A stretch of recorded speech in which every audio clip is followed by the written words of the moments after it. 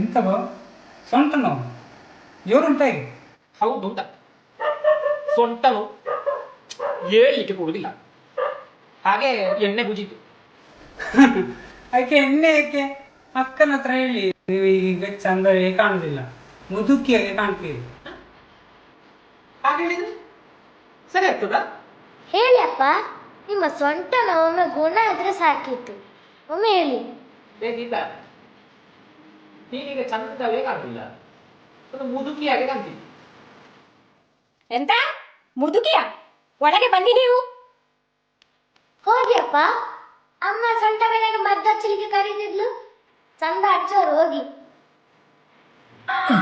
ಹೌದಲ್ಲ ಒಮ್ಮೆ ವಾಸಿ ಆದ್ರೆ ಸಾಕು ಈ ಸೊಂಟ ನೋವು.